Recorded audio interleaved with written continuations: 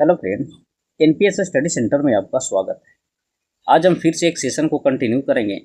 दोस्त, session start करने से पहले जो भी नए कैंडिडेट इस चैनल पर जुड़े हैं उनको पता है कि हमारे चैनल पर एक नए सीरीज शुरू किए हैं जो एक बिहार सीजीएल का टारगेट किया जा रहा है। बिहार सीजीएल 4 का टारगेट किया जा रहा है। फिर बिहार एसएससी जो पोस्ट आया था 12,000, अब 10,000 बढ़ के और 22,000 होने वाला है। तो बिहार एसएससी 12th लेवल का टारगेट किया जा रहा है।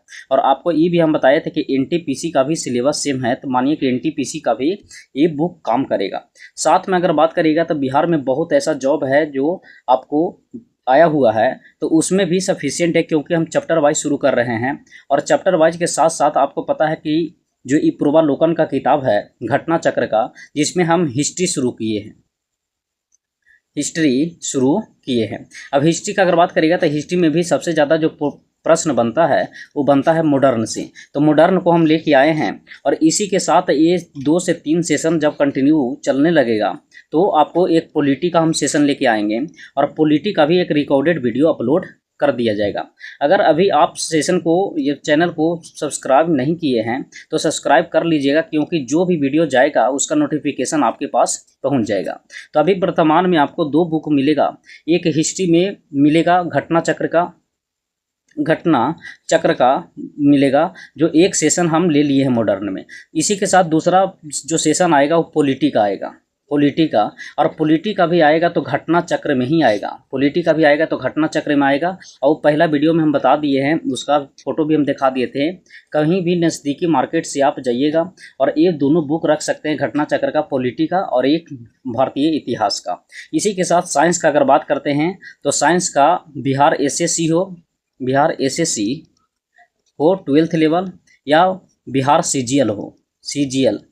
सीजीएल का अगर 4 का बात करिएगा तो इसमें भी सिलेबस दोनों का सेम है। लेकिन बात करिएगा तो इसमें 50 क्वेश्चन जो पूछा जाएगा वो जीके जीएस का पूछा जाएगा, और 25 क्वेश्चन पूछा जाएगा जो क्या पूछा जाएगा, तो साइंस भी पूछा जाएगा। तो मानिए कि 75 क्वेश्चन हो गया, जो दोनों मिला के हो गया। इसी के साथ मैथ और रीजनिंग के बारे में भी हम जिक्र किए हैं कि 75 क्वेश्चन दोनों मिला के मैथ और रीजनिंग भी हो जाता है, जिसमें 50 होता है रीजनिंग और 25 होता है मैथ। तो इस हिसाब से 50-50 का मामला है। तो 2 सेशन तो हम शुरू कर दिए हैं, 2 चीज़ तो शुरू कर दिए हैं। एक पॉलिटी भी जल्द आपको वीडियो देखने को मिलेगा, और एक हिस्ट्री का भी जा रहा है। अब साइंस का भी हम जल्द वीडियो लेके आएंगे। साइंस का भी आप कमेंट में ज़रूर लिखिएगा कि कमेंट में कौन सा पब्लिकेशन का साइंस का हमको लाना है। अगर घटना चक्र को चाहिए कि घटना चक्र ही करवा दीजिए तो घटना चक्र ही करवा देंगे, ना तो और कोई आपके पास पब्लिकेशन का है तो उसका सजेशन दीजिएगा कमेंट बॉक्स में, वही बुक हम साइंस का भी करवा देंगे। तो इस हिसाब से समझिए कि 75 क्वेश्चन का सारा जिम्मेदारी मेरे है, जो हम मैक्सिमम प्रैक्टिस कराने का प्रयास करेंगे। साथ में जो भी कैंडिडेट हमारे चैनल से जुड़े हैं तो एक शॉर्ट के माध्यम से भी क्वेश्चन आता है, शॉर्ट के माध्यम से भी हम क्वेश्चन लाते हैं। तो शॉर्ट के माध्यम से भी देख लीजिएगा, क्योंकि जो भी आएगा वो प्रीवियस क्वेश्चन ही हम लेके आएंगे। ठीक है, एक एनसीईआरटी का हम लाते हैं, एनसीईआरटी का ही लाते हैं, और एक एनटीपीसी में जो भी 2025 में पेपर हुआ है उसी का एमसीक्यू ला रहे हैं। तो इसका भी एमसीक्यू देखिएगा, और सारा आएगा जो शॉर्ट के माध्यम से आएगा, तो मात्र 2 मिनट से 3 मिनट का रहेगा शॉर्ट्स में, उसको भी देख लीजिएगा। सारा प्रीवियस क्वेश्चन या सिलेक्टेड क्वेश्चन ही हम लेके आएंगे। तो चलिए सेशन को स्टार्ट करते हैं। आज का पिछला लेक्चर में हम 30 नंबर तक करवा दिए थे, और आज का जाएगा 31 से। देखिएगा, आज का प्रश्न में कहा गया है कि निम्नलिखित में से किस अंग्रेज अधिकारी ने पुर्तगालियों को स्वावली के स्थान पर हराया था। कहा गया है कि किस अंग्रेज अधिकारी ने पुर्तगालियों को स्वावली के स्थान पर हराया था, तो थॉमस वेस्ट ने हराया था। तो राइट आंसर हो जाएगा ऑप्शन नंबर बी। अगले प्रश्न देखिएगा, अगले प्रश्न में कहा गया है, इसमें बोला गया है कि ईस्ट इंडिया कंपनी के प्रथम फैक्ट्री स्थापना कहाँ की गई थी। तो अगर बात करिएगा ईस्ट इंडिया कंपनी की प्रथम फैक्ट्री के स्थापित, तो ये हुआ था सूरत में जो ईस्ट इंडिया कंपनी की प्रथम फैक्ट्री स्थापित किया गया था। माफ करिएगा, इसमें 2 क्वेश्चन बनता है, आपको हम बता देते हैं। तो अगर बात करिएगा कि एक पूछता है अस्थाई, और एक पूछता है अस्थाई। एक पूछता है क्या, अस्थाई पूछता है, और एक पूछता है कि अस्थाई कहाँ बनाया गया था। तो अस्थाई का बात करेगा तो अस्थाई जो बना था वो बना था सूरत में।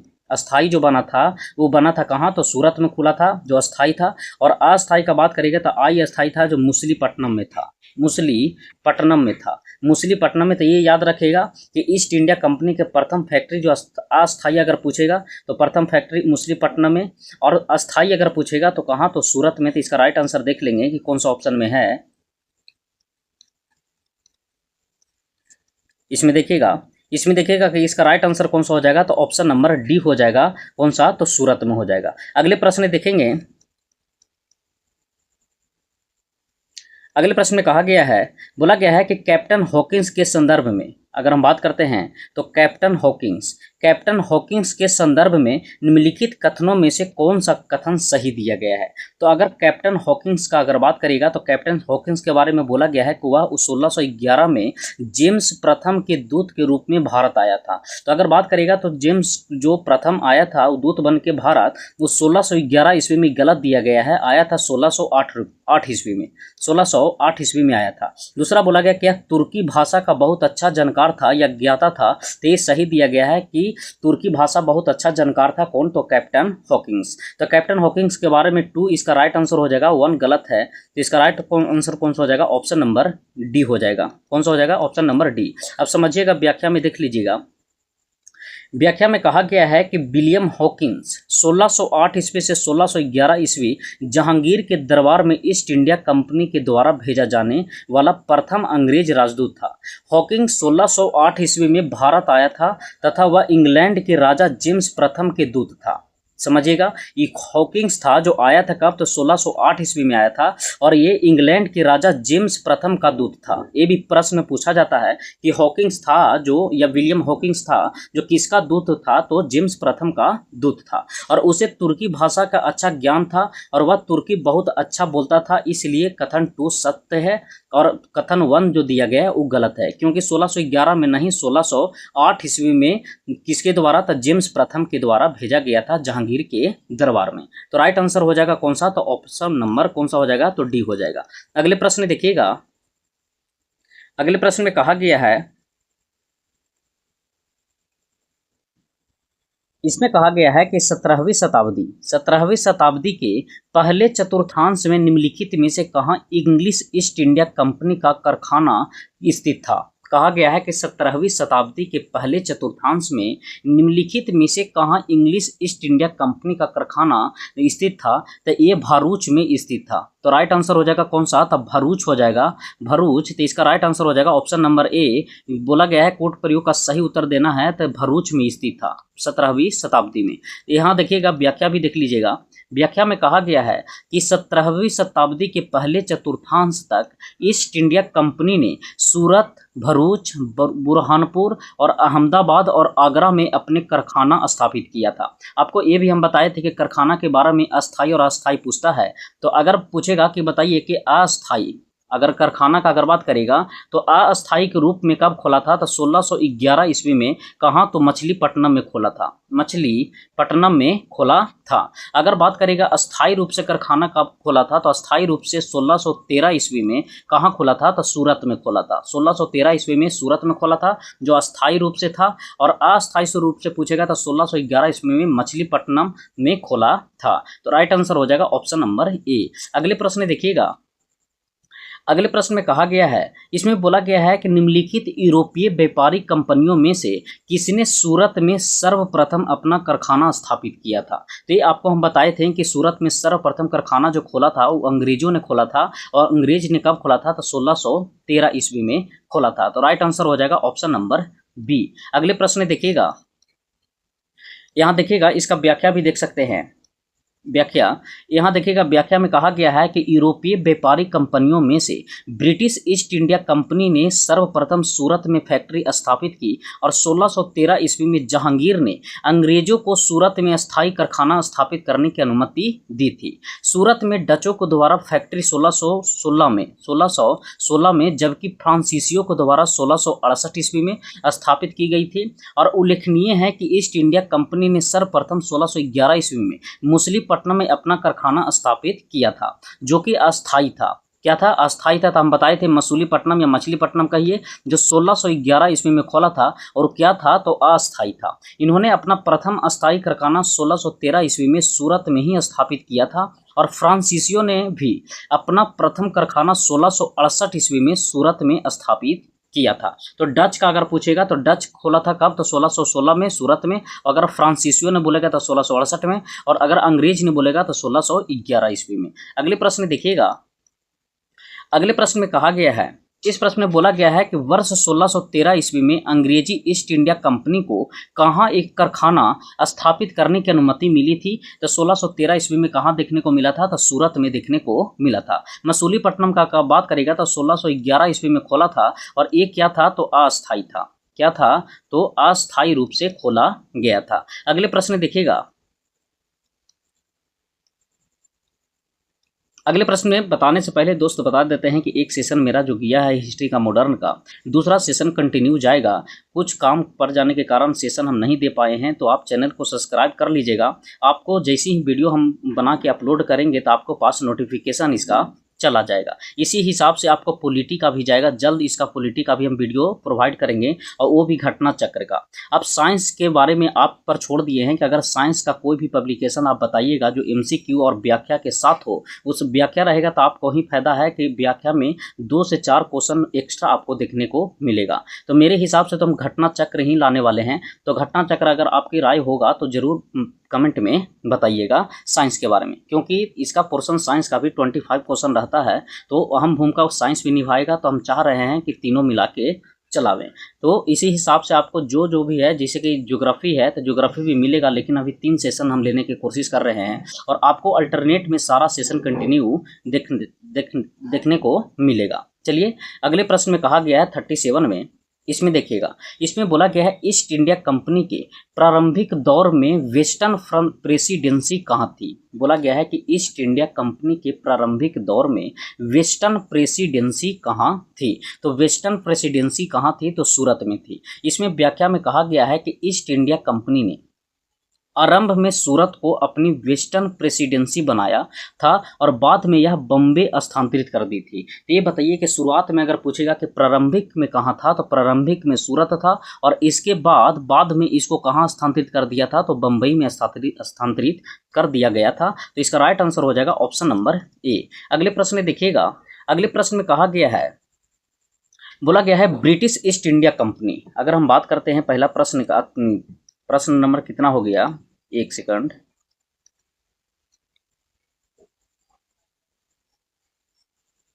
एक सेकंड देखिएगा आप, देखिएगा 38 प्रश्न नंबर में कहा गया है कि ब्रिटिश ईस्ट इंडिया कंपनी ने बम्बई किससे लिया था। अगर हम बात करते हैं ब्रिटिश ईस्ट इंडिया कंपनी ने बम्बई किससे लिया था, तो बम्बई जो लिया था वो पुर्तगालियों से लिया था। बम्बई किससे लिया था, तो पुर्तगालियों से लिया था। तो इसका व्याख्या भी देखिएगा, इसमें व्याख्या में दिया गया है कि ब्रिटिश ईस्ट इंडिया कंपनी ने बम्बई है जो पुर्तगालियों से लिया था। 1662 ईस्वी में इंग्लैंड के सम्राट चार्ल्स द्वितीय का विवाह पुर्तगाल की राजकुमारी कैथरीन से हुआ था। पुर्तगाल की राजकुमारी कैथरीन से होने पर चार्ल्स को पुर्तगालियों के द्वारा बम्बई उपहार स्वरूप प्रदान किया गया था, और जिसे उन्होंने 10 पाउंड वार्षिक किराए पर 1668 ईस्वी में इस ब्रिटिश ईस्ट इंडिया कंपनी को दे दिया गया था। सिंपल समझिए कि ब्रिटिश ईस्ट इंडिया कंपनी को जो बम्बई मिला था वो एक पुर्तगालियों के द्वारा दिया गया था, क्योंकि बम्बई का अगर बात करिएगा तो एक दहेज के रूप में मिला था। कैसे, क्योंकि इंग्लैंड के सम्राट चार्ल्स द्वितीय का शादी जो हुआ था पुर्तगाल के राजकुमारी कैथरीन के साथ हुआ था, और इसी में पुर्तगालियों ने दहेज के रूप में हम कह सकते हैं कि बम्बई को गिफ्ट कर दिया था। किसको, तो चार्ल्स द्वितीय या ब्रिटिश ईस्ट इंडिया कंपनी को। तो राइट आंसर हो जाएगा ऑप्शन नंबर डी। अगले प्रश्न देखिएगा, अगले प्रश्न में कहा गया है कि निम्नलिखित में से किस वर्ष प्रयागराज के किले पर अंग्रेजों का अधिकार स्थापित हुआ था। तो किस वर्ष प्रयागराज उत्तर प्रदेश के किले पर अंग्रेजों का अधिकार स्थापित हुआ था। तो इसका व्याख्या देखिएगा, क्योंकि व्याख्या इसमें जो आंसर दिया गया है वो गलत दिया गया है। व्याख्या के अनुसार हम समझा देते हैं आपको। इसे बम्बई, एक सेकंड देखिएगा यहाँ, इसमें कहा गया है कि अवध के नवाब सादत अली खान 1798 से 1814 ईस्वी में या 1798 ईस्वी में प्रयागराज का किला अंग्रेजों को सौंपा था। तो 1798 ईस्वी में ऑप्शन में नहीं है, इसलिए स्टार लगा हुआ। तो याद रखेगा कि अवध के नवाब सादत अली खान ने 1798 ईस्वी में प्रयागराज का किला अंग्रेज को सौंप दिया था। प्रयागराज का किला अंग्रेज को सौंप दिया था। अगले प्रश्न देखिएगा। अगले प्रश्न में कहा गया है, इसमें बोला गया है कि ईस्ट इंडिया कंपनी के किस अंग्रेज गवर्नर को औरंगजेब के द्वारा भारत से निष्कासित किया गया था। बोला गया है ईस्ट इंडिया कंपनी के किस अंग्रेज गवर्नर को औरंगजेब के द्वारा, किसके द्वारा, तो औरंगजेब के द्वारा भारत से निष्कासित कर दिया गया था। तो इस सर जॉन चाइल्ड को निष्कासित किया गया था। सर जॉन चाइल्ड को निष्कासित किया गया था। यहाँ व्याख्या देखिएगा। व्याख्या में कहा गया है कि बम्बई के, अगर हम बात करेंगे तो बम्बई के अंग्रेज गवर्नर जॉन चाइल्ड ने 1688 ईस्वी में बम्बई और पश्चिमी समुद्री तट के मुगल बंदरगाहों को घेरा डाला तथा मक्का जाने वाले हज यात्रियों को बंदी बनाने का प्रयास किया। फलस्वरूप उसे औरंगजेब ने भारत से निष्कासित करने का आदेश दिया था। मुगल शासक औरंगजेब के सामने उसे विवश होना पड़ा और अंततः उसे माफी मांगनी पड़ी। इसलिए क्योंकि औरंगजेब ने किसको निष्कासित कर दिया था, तो जॉन चाइल्ड को निष्कासित कर दिया था। कब, तो 1688 ईस्वी में। तो इसका राइट आंसर का अगर बात करेगा तो राइट आंसर कौन सा हो जाएगा, तो ऑप्शन नंबर बी औरंगजेब हो जाएगा। अगले प्रश्न देखिएगा। अगले प्रश्न में कहा गया है कि प्रथम कर्नाटक युद्ध का कौन सा तत्कालिक कारण था। अगर हम बात करते हैं तो प्रथम कर्नाटक युद्ध का कौन सा तत्कालिक कारण था, तो इसमें देखिएगा, इसमें जो राइट आंसर हो जाएगा ऑप्शन नंबर डी हो जाएगा, अंग्रेजों द्वारा। अगर हम बात करते हैं तो अंग्रेजों के द्वारा फ्रांसीसी जहाज का अधिग्रहण हुआ था। अंग्रेजों के द्वारा फ्रांसीसी जहाज का अधिग्रहण हुआ था। इसका व्याख्या देखिएगा। बोला गया कर्नाटक का प्रथम युद्ध, अगर बात करेगा कर्नाटक का प्रथम युद्ध जो हुआ था वो 46 से 48 ईस्वी ऑस्ट्रिया के उत्तराधिकारी युद्ध से जो 1740 ईस्वी में आरंभ हुआ था। इसका विस्तार मात्रा था गृह सरकारों की आज्ञा के विरुद्ध ही दोनों दल कौन कौन था, अंग्रेज और कौन सा, फ्रांसीसी। 1746 ईस्वी में युद्ध प्रारंभ हो गया और अंग्रेज कैप्टन बर्नेट के नेतृत्व में अंग्रेजी सेना द्वारा कुछ फ्रांसीसी जहाज पर अधिकार कर लेना युद्ध का तत्कालिक कारण था। अगले प्रश्न देखिएगा। अगले प्रश्न में कहा गया है, बोला गया है कि कर्नाटक युद्ध किन किन के मध्य लड़ा गया था। तो अगर हम कर्नाटक युद्ध का बात करते हैं तो कर्नाटक युद्ध अंग्रेज और फ्रांसीसी के बीच लड़ा गया था। अंग्रेज और फ्रांसीसी के बीच लड़ा गया था। अगले प्रश्न में देखिएगा, मिलान करना है तो मिलान करने के लिए हम डायरेक्ट चलते हैं व्याख्या पर, क्योंकि यहाँ मिलान करने में थोड़ा दिक्कत होगा। यहाँ हम समझा देते हैं आपको, देखिएगा, समझ जाइएगा। जैसे बोलेगा कि प्रथम कर्नाटक का युद्ध, तो प्रथम कर्नाटक का युद्ध जो होगा वो एक्सला चैपल की संधि से अंत हुआ था। तो कर्नाटक का युद्ध एक्सला चैपल की संधि से अंत हुआ था। फिर बोलेगा तृतीय कर्नाटक का युद्ध, तो पेरिस की संधि से अंत हुआ था। फिर द्वितीय कर्नाटक का युद्ध बोलेगा तो अरनी नायक युद्ध से हुआ था। और प्रथम मैसूर युद्ध बोलेगा तो ब्रिटिश की हार हुआ था। क्या बोले, प्रथम कर्नाटक युद्ध एक्सला चैपल की संधि, तृतीय कर्नाटक युद्ध हो गया तो पेरिस की संधि, और द्वितीय कर्नाटक का युद्ध हुआ तो अरनी नायक युद्ध, और प्रथम मैसूर युद्ध हुआ तो ब्रिटिश की हार हुआ था। तो इस हिसाब से इसका जो मिलान करिएगा तो कौन सा मिलेगा, उत्तर सी मिलेगा। तो मिलान कर लीजिएगा। अगले प्रश्न देखिएगा। अगले प्रश्न में कहा गया है, इस प्रश्न में बोला गया है निम्नलिखित में से कौन सा एक सही सुमेलित नहीं है। अगर सही सुमेलित देखिएगा, कर्नाटक का प्रथम युद्ध 1746 से 48 हुआ था, तो ये सही है। कर्नाटक का द्वितीय युद्ध हुआ था 1750 से 52, तो 1750 से 52 नहीं हुआ था, तो ये गलत है। फिर कर्नाटक का तृतीय युद्ध हुआ था 58 से 63, तो ये भी सही है। पानीपत का तृतीय युद्ध हुआ था 1761 ईस्वी में, तो ये भी सही है। आपको हम बता देते हैं कि ये जो हुआ था वो कर्नाटक का हुआ था जो 49 से, अगर हम बात करते हैं तो 49 से 52 के बीच हुआ था। 49 से 52 के बीच हुआ था। तो इसका व्याख्या भी देख लीजिएगा। यहाँ देखिएगा, माफ करिएगा, 49 से 54 के बीच हुआ था। 49 से 54 के बीच हुआ था। देखिए कर्नाटक का प्रथम युद्ध हुआ था जो 46 से 48 हुआ था, ए देख लीजिएगा। कर्नाटक का द्वितीय युद्ध बोलेगा तो 49 से 54 हुआ था, 49 से 54 हुआ था। कर्नाटक का तृतीय युद्ध 58 से 63 हुआ था। और पानीपत का तृतीय युद्ध बोलेगा तो 1761 में हुआ था। उल्लेखनीय है कि भारत में अंग्रेज और फ्रांसीसियों के बीच लड़े गए युद्ध का कर्नाटक युद्ध के नाम से जाना जाता है। तो कर्नाटक युद्ध में कौन कौन सा था, तो अंग्रेज और फ्रांस था, जिसमें आपको हम बताए थे कि कर्नाटक का प्रथम युद्ध बोलेगा तो 1746 से 48 हो जाएगा। कर्नाटक का द्वितीय युद्ध बोलेगा तो 49 से 54 हो जाएगा। तृतीय युद्ध बोलेगा तो 58 से 63 हो जाएगा। और पानीपत का तृतीय युद्ध बोलेगा तो 1761 हो जाएगा। तो इसका राइट आंसर हो जाएगा ऑप्शन नंबर बी। अगले प्रश्न देखिएगा। इस प्रश्न में बोला गया है, कहा गया है कि अंबूर का युद्ध के संदर्भ में क्या सही नहीं है। बोला गया है अंबूर का युद्ध में कौन सा सही नहीं है। यह लड़ाई 1752 में लड़ी गई थी, तो यही गलत है। ये लड़ाई जो हुआ था वो 1749 में हुआ था, 1749 में हुआ था। इस युद्ध में मुजफ्फर जंग और चंदा साहिब और फ्रांसीसी सेना ने मिलकर अनवरुद्दीन का मुकाबला किया था, तो ये सही है। इस युद्ध में अनवरुद्दीन की सेना को हार की सामना करना पड़ा था, तो ये भी सही है। तो बोला गया कौन सा सही नहीं है, तो ऑप्शन नंबर जो दिखेगा कि 1 किस में है, तो केवल 1 जो दिया गया है ये डी में दिया गया है। तो राइट आंसर हो जाएगा ऑप्शन नंबर डी। ये डी गलत है। 1752 की जगह पर 1749 ईस्वी में लड़ा गया था, 1749 ईस्वी में लड़ा गया था। इसका व्याख्या देखिएगा, इसमें कहा गया है कि कर्नाटक में उत्तराधिकार को लेकर 1749 ईस्वी में अंबूर का युद्ध लड़ा गया था, जिसमें एक तरफ कर्नाटक का नवाब अनवरुद्दीन था। कर्नाटक का नवाब कौन था, तो अनवरुद्दीन था। और तथा दूसरी तरफ बात करेगा तो डुप्ले के नियंत्रण वाली फ्रांसीसी सेना चंदा साहेब और मुजफ्फर जंग की संयुक्त सेना। इस युद्ध में अनवरुद्दीन की पराजय हुई और वह मारा गया। अंततः केवल 1 है जो सही नहीं है। तो याद रखेगा 1749 में हुआ था। कब हुआ था, तो 1749 में, और अनवरुद्दीन की हार की सामना करना पड़ा था। तो राइट आंसर हो जाएगा कौन सा, ऑप्शन नंबर डी। अगले प्रश्न देखिएगा। अगले प्रश्न में कहा गया है, इस प्रश्न में बोला गया है कि बताइए कि निम्नलिखित में से कौन सा प्रथम यूरोपीय व्यक्ति था जिसने भू क्षेत्र अर्जित करने के उद्देश्य से भारतीय राजाओं के झगड़ों में भाग लेने की नीति आरंभ किया था। कहा गया है कि कौन सा प्रथम यूरोपीय व्यक्ति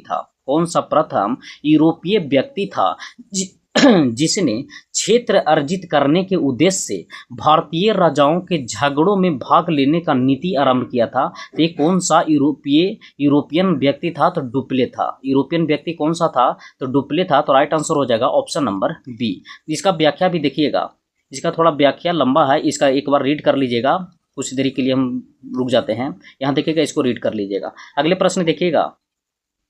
अगले प्रश्न में कहा गया है, अगले प्रश्न में बोला गया है कि भारत में फ्रांसीसियों ने अपना सबसे पहला कारखाना निम्न स्थान में से कहाँ लगाया था। तो अगर फ्रांसीसियों का अगर बात करेगा तो फ्रांसीसियों के बारे में भी हम बताए थे कि फ्रांसीसियों ने सूरत में स्थापित किया था। फ्रांसीसियों ने कहाँ स्थापित किया था, तो सूरत ने किया था। तो राइट आंसर हो जाएगा ऑप्शन नंबर ए। अगले प्रश्न देखिएगा, इसका व्याख्या भी देख लीजिएगा। बोला गया है कि लुई 14वें मंत्री कोलबर्ट द्वारा 1664 ईस्वी में फ्रेंच ईस्ट इंडिया कंपनी की स्थापना हुई, जिसे फ्रांसीसी में कंपनी फ्रैंकाइज pour ले कॉमर्स दे इंडेस ओरिएंटल्स कहा गया। फ्रांसीसी कंपनी का निर्माण राज्य द्वारा हुआ और राज्य ही इसका सारा खर्च देता था। 1667 ईस्वी में फ्रैंकोइस कैरो के नेतृत्व में एक अभियान दल भारत के लिए रवाना हुआ और जिसने 1668 ईस्वी में सूरत में अपने पहले व्यापारिक कारखाना की स्थापना किया। तो 1668 ईस्वी में याद रखेगा कि 1668 ईस्वी में सूरत में अपने पहला व्यापारिक कारखाना खोला था। सूरत में अंग्रेज ने भी अस्थायी कारखाना लगाया था, लेकिन वो कब लगाया था, तो 1613 ईस्वी में अंग्रेज ने भी लगाया था। तो इसका राइट आंसर हो जाएगा कौन सा, तो ऑप्शन नंबर ए। अगले प्रश्न देखिएगा। अगले प्रश्न में कहा गया है, इस प्रश्न में बोला गया है कि फ्रांसीसी ईस्ट इंडिया कंपनी संस्थापित हुई थी। तो अगर फ्रांसीसी ईस्ट इंडिया कंपनी संस्थापित हुई थी कौन सा, तो लुई 14वें के शासनकाल में, जो ऊपर में ही दिया था कि लुई 14वें के शासनकाल में ही फ्रांसीसी ईस्ट इंडिया कंपनी स्थापित हुई थी। तो फ्रांसीसी ईस्ट इंडिया कंपनी लुई 14वें के शासनकाल में स्थापित हुई थी। तो राइट आंसर हो जाएगा ऑप्शन नंबर ए। अगले प्रश्न देखिएगा, अगले प्रश्न में कहा गया है कि निम्नलिखित में से किसे भारत में फ्रांसीसी कंपनी का संस्थापक माना जाता है। बोला गया है कि किसे भारत में फ्रांसीसी कंपनी का संस्थापक माना जाता है, तो कॉलवर्ट को माना जाता है। कॉलवर्ट को फ्रांसीसी कंपनी के संस्थापक माना जाता है। तो राइट आंसर हो जाएगा ऑप्शन नंबर सी। अगले प्रश्न देखिएगा, अगले प्रश्न में कहा गया है कि बंगाल में अगर हम बात करते हैं तो बंगाल में निम्न में से कौन सा कारखाना डचों ने स्थापित किया था। बोला गया है बंगाल में निम्न में से कौन सी कारखाना डचों ने स्थापित किया था। तो आपको पता है कि डचों ने बंगाल में दो जगह किया था, एक हुगली में भी किया था और एक चिनसूरा में भी किया था। तो इसका राइट आंसर सी और बी दोनों होगा। इसका व्याख्या भी हम देख लेते हैं।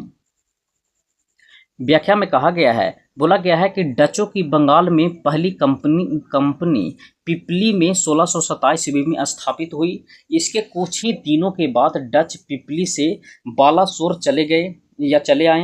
बंगाल में डचों ने 1635 ईस्वी से प्रारंभ कर 1656 ईस्वी के बीच कुछ समय तक हुगली में फैक्ट्री का संचालन किया। 1656 ईस्वी के बाद हुगली के ही एक गांव चिनसूरा ने 1653 ईस्वी में स्थापित फैक्ट्री के डचों को व्यापार के मुख्य केंद्र बनी। स्पष्ट है कि दिए गए विकल्पों में डचों का कारखाना चिनसूरा और हुगली के ग्राम के साथ साथ हुगली मुख्यालय भी है। हुगली मुख्यालय भी है। साथ में देखिएगा, बोला गया है कि 17वीं शताब्दी के समाप्त होने तक डच कंपनियां कासिम बाजार, पटना, ढाका, मालदा, बालासोर, बारंगोर, जोगदिया और आदि स्थानों पर स्थापित हो चुकी थी। अगले प्रश्न देखिएगा तो हुगली याद रखेगा, चिनसूरिया याद रखेगा या चिनसुइया याद रखेगा। इस प्रश्न में देखिएगा, इस प्रश्न में कहा गया है, इस प्रश्न में बोला गया है कि डच ईस्ट इंडिया कंपनी ने किस वर्ष अपनी फैक्ट्री पटना में स्थापित किया था। तो याद रखिएगा कि डच ईस्ट इंडिया कंपनी ने जो पटना में स्थापित किया था वो कब किया था, तो 1632 ईस्वी में किया था। 1632 ईस्वी में किया था। इसमें व्याख्या भी देखिएगा,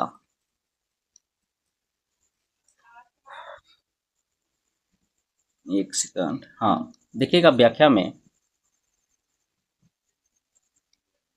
इसमें बोला गया है कि बंगाल के समृद्ध व्यापार की तरफ आकर्षित हो डचों ने 1615 और 1629 ईस्वी में असफल प्रयास किए। यद्यपि बंगाल में व्यापार का सुअवसर उन्हें 1632 ईस्वी में प्राप्त हुआ। 1632 ईस्वी में सर्वप्रथम पटना में भी डच ईस्ट इंडिया कंपनी का प्रवेश हुआ। यद्यपि पटना में डच फैक्ट्री की स्थापना 1632 ईस्वी से संबंधित कोई भी स्रोत प्रमाणिकर्ता की कसौटी पर नहीं है। यद्यपि इतिहासकार ओम प्रकाश ने 1638 ईस्वी में पटना में डच फैक्ट्री की स्थापना संबंधी तथ्य प्रस्तुत किया है, जो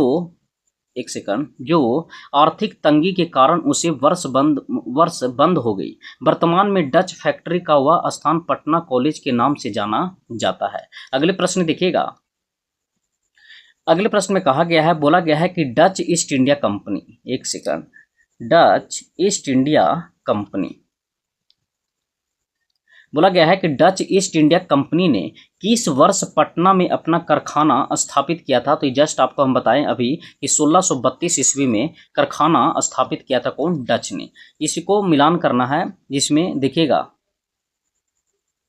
इसको डायरेक्ट हम नीचे मिलान करवा देते हैं ऑप्शन से। देखिएगा अति व्याख्या से, यहाँ थोड़ा ध्यान दीजिएगा, एक सेकंड। देखिएगा इसमें बोला गया है कि बिमलीपट्टनम, तो बिमलीपट्टनम जाएगा 1641 ईस्वी वर्ष या 1641 वर्ष। अगर बताएगा कराईकल तो 1645 वर्ष। फिर कोचीन बोलेगा तो 1663 वर्ष। और इसी के साथ चिनसूरा बोलेगा या चिनसूरा तो 1653 वर्ष। तो यहाँ देख लीजिएगा, बिमलीपट्टनम बोलेगा तो 1641 वर्ष, कराईकल बोलेगा तो 1645 वर्ष, कोचीन बोलेगा तो 1663 वर्ष और चिनसूरा बोलेगा तो 1653 वर्ष। यहाँ 63 हो गया, यहाँ 53 हो गया। ठीक है, आगे देखिएगा, अगले प्रश्न में कहा गया है, इस प्रश्न में बोला गया है कि फ्रांसीसी दक्कन में शक्ति आंदोलन स्थापित करने में असफल रहा क्यों। बोला गया है कि फ्रांसीसी दक्कन में शक्ति आंदोलन स्थापित करने में असफल रहा क्यों। तो इसमें पहला ऑप्शन दिया गया है कि डुप्लेस सक्षम सेनापति नहीं था। अगले ऑप्शन देखिएगा, अगले ऑप्शन में दिया गया है, बोला गया है कि अंग्रेजों की फौज शक्तिशाली थी, भारतीय लोग फ्रांसीसियों को पसंद नहीं करते थे, या पौंडीचेरी सामरिक केंद्र था। तो आपको पता है कि अंग्रेजों की फौज शक्तिशाली थी, अंग्रेजों की फौज शक्तिशाली थी, तो इसका राइट आंसर हो जाएगा ऑप्शन नंबर बी। आइए व्याख्या से हम समझते हैं। व्याख्या में कहा गया है कि फ्रांसीसियों की पराजय का एक मुख्य कारण उनकी कमजोर नौसेना थी। वॉल्टेयर के अनुसार ऑस्ट्रिया के उत्तराधिकार युद्ध के समय फ्रांस की जल शक्ति का इतना ह्रास हुआ कि सप्तवर्षीय युद्ध के समय उनके पास एक भी जलपोत नहीं था। दूसरी ओर अंग्रेज के पास एक शक्तिशाली सेना था। तो यही खास हुआ कि फ्रांसीसियों का पराजय होने का, क्योंकि उसका सेना कमजोर था, और अंग्रेज के पास अगर बात करेगा तो अंग्रेज के पास एक शक्तिशाली सेना था। तो इसका राइट आंसर हो जाएगा ऑप्शन नंबर बी। अगले प्रश्न देखिएगा, इस प्रश्न में देखिएगा, इस प्रश्न में बोला गया है, इस प्रश्न में कहा गया है कि निम्न में से यूरोपीय शक्तियों ने भारतीय व्यापार के समय समय पर प्रवेश किया था। व्यापार के बारे में बताया गया था कि सबसे पहले कौन आया था, तो उसका एक रेंज बताइए, जो एक तरह से आपको रेंज मतलब कि एक तरह से ऑप्शन के द्वारा अरेंज करना है। तो ये बताइए, आपको पता है कि सबसे पहले जो आया था वो पुर्तगाली आया था, भारतीय व्यापार के रूप में बोला गया है। तो पहले कौन आया था, पुर्तगाली आया था। उसके बाद अगर बात करेगा तो उसके बाद कौन सा आया था, तो डच आया था। तो दूसरा नंबर पर डच होगा। तो ये बताइए कि 4 हो जाएगा, 2 हो जाएगा। फिर अगर बात करेगा तो तीसरा नंबर पर अंग्रेज आया था, और चौथा नंबर पर फ्रांसीसी आया था, तो 1 हो जाएगा और 3 हो जाएगा। तो इसका राइट आंसर होना चाहिए ऑप्शन नंबर बी। आइए नीचे देखते हैं, यहाँ दिया भी गया है कि राइट आंसर हो जाएगा ऑप्शन बी। बोला गया है कि भारत में यूरोपीय शक्तियों का आगमन का क्रम इस प्रकार है। पहले कौन सा आया था, तो पुर्तगाली आया था। दूसरा याद रखेगा तो डच आया था। तीसरा याद रखेगा तो अंग्रेज आया था, और चौथा याद रखेगा तो फ्रांसीसी आया था। तो यही आपको एक रेंज पूछा था कि अगर रेंज नहीं, एक अरेंज करना था, माफ करिएगा, क्या करना था, तो अरेंज करना था कि कौन पहले आया और कौन बाद में आया। तो पुर्तगाली पहले आया था, फिर बात करेगा तो डच फिर आया था, फिर अंग्रेज आया था, फिर फ्रांसीसी आया था। तो इस हिसाब से ऑप्शन कौन सा होना चाहिए, तो बी होना चाहिए। अगले प्रश्न देखिएगा, इस प्रश्न में कहा गया है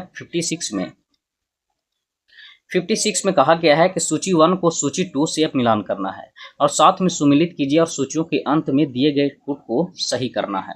अब यहाँ समझिएगा, या डायरेक्ट हम व्याख्या पर चलते हैं, टाइम आपको बचेगा, लंबा वीडियो ऐसे हो जाएगा। ऐसे व्याख्या से हम समझ लेते हैं।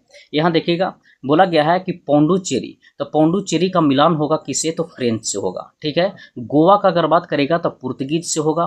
फिर ट्रान के बार का बोलेगा तो डेनिश से होगा, और सद्रास का बोलिएगा तो डच का होगा। क्या बोले, तो पौंडुचेरी का फ्रेंच होगा, गोवा का पुर्तगीज होगा, ट्रावनकोर या ट्रान के बार को बोलेगा तो डेनिश या डेन होगा, और सद्रास का बोलेगा तो डच होगा। तो इस हिसाब से रेंज कर लीजिएगा, तो राइट आंसर हो जाएगा ऑप्शन नंबर ए। अगले प्रश्न देखिएगा,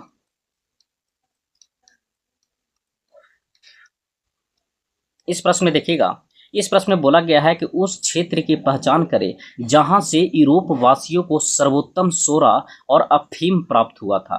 तो आपको बताना है कि सबसे ज़्यादा सोरा और अफीम किस राज्य से प्राप्त हुआ था। तो सोरा और अफीम सबसे ज़्यादा बिहार से प्राप्त हुआ था। सोरा और अफीम किस राज्य से प्राप्त हुआ था, तो बिहार से प्राप्त हुआ था। इसका व्याख्या भी देख सकते हैं। व्याख्या में कहा गया है कि यूरोप वासियों को सर्वोत्तम सोरा और अफीम बिहार से प्राप्त हुआ था। सर्वोत्तम सोरा और अफीम किस राज्य से प्राप्त हुआ था, तो बिहार से प्राप्त हुआ था।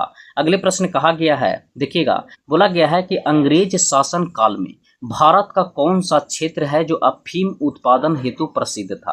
तो जस्ट क्वेश्चन को घुमा के सिर्फ पूछ लिया है, वही क्वेश्चन है, तो कौन सा हो जाएगा, तो ऑप्शन नंबर ए बिहार हो जाएगा। अगले प्रश्न देखिएगा, यहाँ बोला गया है कि अंग्रेज शासन काल में बिहार अफीम उत्पादन हेतु प्रसिद्ध था। अगले प्रश्न देखिएगा 59 में कहा गया है कि भारत, चीन और इंग्लैंड के बीच त्रिकोणीय व्यापार का मुख्य आर्थिक आधार क्या था। बोला गया है कि भारत है और चीन है और इंग्लैंड के बीच त्रिकोणीय व्यापार का मुख्य आर्थिक आधार कौन सा था, तो अफीम था। वहाँ तो अफीम था, और किस राज्य से सबसे ज़्यादा ये जो मिला, तो कौन सा राज्य से मिला, तो बिहार से मिला। कहाँ से? तो बिहार से मिला। इसका व्याख्या भी देख सकते हैं, व्याख्या पढ़िएगा। व्याख्या में कहा गया है कि भारत, चीन और इंग्लैंड के मध्य व्यापार का मुख्य आधार अफीम, चाय और कपड़ा था। ब्रिटिश ईस्ट इंडिया कंपनी ने भारत से बंगाल और बिहार में अफीम का उत्पादन किया तथा चीन से व्यापार असंतुलन को दूर करने के लिए अफीम का चीन में निर्यात किया, क्योंकि ब्रिटेन को चीन से चाय, चीनी, मिट्टी के बर्तन और रेशम की अधिक आवश्यकता थी। अतः विकल्प अनुसार अफीम भारत, चीन और इंग्लैंड के बीच व्यापार का मुख्य आर्थिक आधार था। तो कौन सा आंसर हो जाएगा? तो ऑप्शन नंबर देख लीजिएगा, ऑप्शन नंबर बी होगा। अगले प्रश्न देखिएगा। इस प्रश्न में कहा गया है कि निम्नलिखित यूरोपियों में से कौन सा एक स्वतंत्र पूर्व भारत में व्यापार के रूप में सबसे अंत में आए थे? तो बोला गया है कि यूरोपियों में से कौन सा एक स्वतंत्र पूर्व भारत में व्यापारी के रूप में सबसे अंत में आया था? तो सबसे अंत में आया था फ्रांसीसी आया था। आपको हम बताए थे कि एक अरेंज भी करना था कि सबसे पहले अगर बात करेगा तो सबसे पहले कौन सा आया था? तो पुर्तगाल आया था। उसके बाद पूछेगा तो कौन सा आया था? तो अंग्रेज आया था, तो अंग्रेज आ गया, ठीक है। फिर उसके बाद अगर बात माफ करिएगा, अंग्रेज नहीं था, कौन सा था? डच था। एक सेकंड, ये बताइए, पुर्तगाल हो गया, डच हो गया, फिर हो गया अंग्रेज हो गया, और उसके बाद कौन सा आया था? तो फ्रांसीसी आया था। तो इस हिसाब से देखिएगा, पुर्तगाल हो गया, डच हो गया, अंग्रेज हो गया और फ्रांसीसी हो गया। तो अंत में कौन सा आया था? तो फ्रांसीसी आया था। इसका देखिएगा 16वीं 17वीं शताब्दी में अगर बात करिएगा तो 16वीं और 17वीं शताब्दी के यूरोप के अनेक राष्ट्रों के व्यापारी समय समय पर व्यापार के उद्देश्य से भारत में आए। इन यूरोपियों में सबसे पहले 1498 ईस्वी में पुर्तगाली, 1498 ईस्वी में पुर्तगाली, 1605 ईस्वी में डच आया, 1608 ईस्वी में अंग्रेज आया और 1667 ईस्वी में फ्रांसीसी का आगमन हुआ। इस प्रकार उपयुक्त विकल्प में भारत आने वाले व्यापारियों में सबसे अंत में कौन सा आया था? तो फ्रांसीसी आया था। इसका डेट भी याद रखिएगा कि 1498 में पुर्तगाल आया था, फिर 1605 में कौन सा आया था? तो डच आया था, और 1608 ईस्वी में कौन सा आया था? तो अंग्रेज आया था। इसी तरीके से 1667 ईस्वी में लास्ट में कौन सा आया था? तो फ्रांसीसी आया था। तो इस हिसाब से डेट के साथ याद रखेगा, ईस्वी जिसे 1498 याद रखेगा पुर्तगाली, 1605 में डच हो गया, 1608 में अंग्रेज हो गया और 1667 में फ्रांसीसियों हो गया। तो राइट आंसर हो जाएगा ऑप्शन नंबर सी। अगले प्रश्न देखिएगा। अगले प्रश्न में कहा गया है कि निम्नलिखित में से किन स्थानों पर डचों ने अपना व्यापारिक अड्डा स्थापित किया था? तो व्यापारिक अड्डा की अगर बात करेगा तो पहला बोला गया है नागपट्टनम, चिनसुरा या मछलीपट्टनम। आगे ऑप्शन देखिएगा, आगे दिया गया है कि सूरत, बोला गया है कि सूरत, भरूच और आगरा, कोचीन, अहमदाबाद, पटना, या उपयुक्त में से सही तो ईर्षा ही हो जाएगा। सभी जगह पर व्यापारियों का किया था। और यहाँ देखिएगा व्याख्या भी, व्याख्या में कहा गया है कि भारत में डचों के द्वारा स्थापित प्रमुख व्यापारिक केंद्र का अगर बात करिएगा तो नागपट्टिनम, चिनसूरा, मछलीपट्टनम, सूरत हो गया, भरूच हो गया, आगरा हो गया, कोचीन हो गया, अहमदाबाद हो गया और पटना हो गया। इस हिसाब से राइट आंसर हो जाएगा ऑप्शन नंबर डी, उपयुक्त में से सभी। फिर इस प्रश्न का देखिएगा, इस प्रश्न में कहा गया है कि निम्नलिखित पर विचार कीजिए। बोला गया है कि मृदा के स्वरूप और उपज के गुणों के आधार पर भूमि राजस्व का मूल्यांकन करना है। फिर बोला है कि युद्ध में चलती फिरती तोपों का उपयोग, फिर तंबाकू और लाल मिर्च की खेती। उपयुक्त में से कौन सा अंग्रेजों को या अंग्रेजों की भारत को देने थी? बोला गया है उपयुक्त में से कौन सी अंग्रेजों की भारत को देनी थी? तो भारत का अगर बात करेगा तो कोई भी नहीं देना था, भारत को कोई भी नहीं देना था। तो राइट आंसर हो जाएगा ऑप्शन नंबर डी। अगले प्रश्न देखिएगा, यहाँ देखिएगा, पढ़िएगा। बोला गया है मृदा के स्वरूप, उपज के गुणों को आधार पर भूमि राजस्व का मूल्यांकन अंग्रेजों से पूर्व शेर शाह सूरी और अकबर के द्वारा किया जा चुका था। भारत में तंबाकू और लाल मिर्च की खेती पुर्तगालियों की देन थी और चलती फिरती तोपों का प्रचलन मुगल काल में ही था। अकबर के आयुध निर्माण कारखाने के तमाम प्रकार की बड़ी छोटी तोपों तैयार की जाती थी। इस प्रकार में इनमें से अंग्रेजों की भारत को देने का कोई भी नहीं थी। अगले प्रश्न देखिएगा,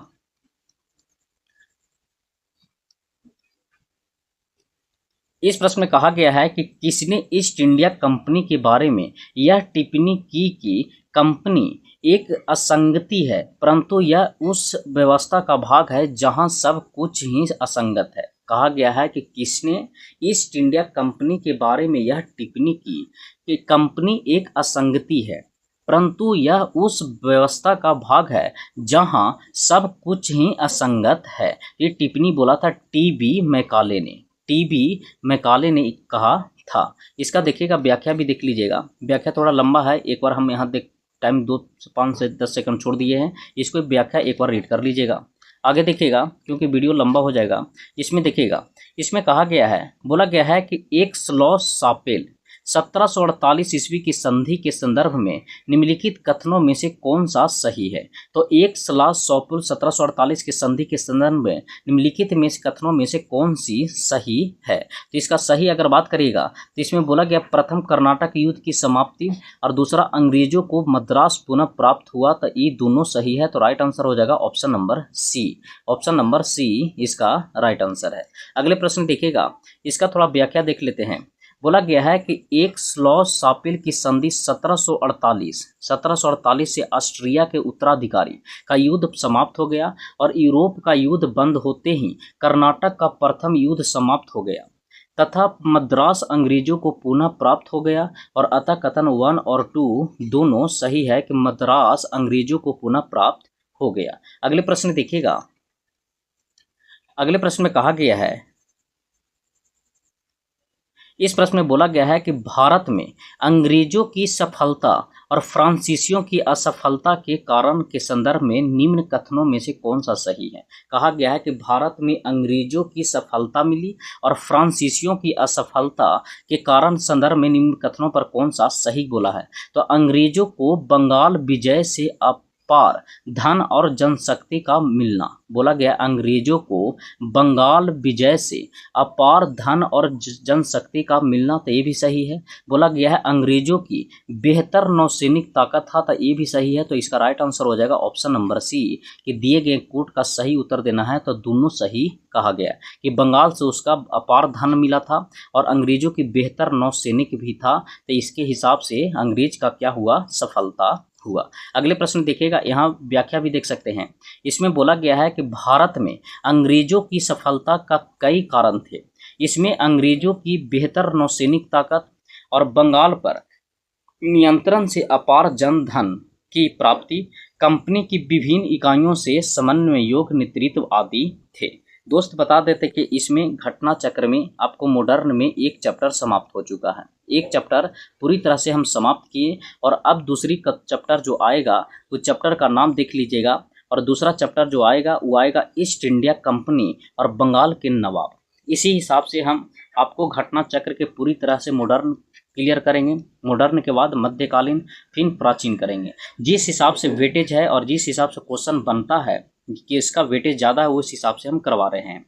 आपको ये वीडियो पसंद आया है तो लाइक, सब्सक्राइब और कमेंट में ज़रूर राय दीजिएगा। आपको अगला वीडियो पॉलिटी का जस्ट देखने को मिलेगा, पॉलिटी का भी हम लेके आएंगे घटना चक्र से ही। और इसी के साथ आपको साइंस आप पे छोड़ दिए हैं, साइंस अगर आपको चाहिए घटना चक्र का तो उसका भी कराएंगे, या कोई भी पब्लिकेशन है उसका कमेंट में ज़रूर राय दीजिएगा। तो चलिए सेशन को देखने के लिए धन्यवाद।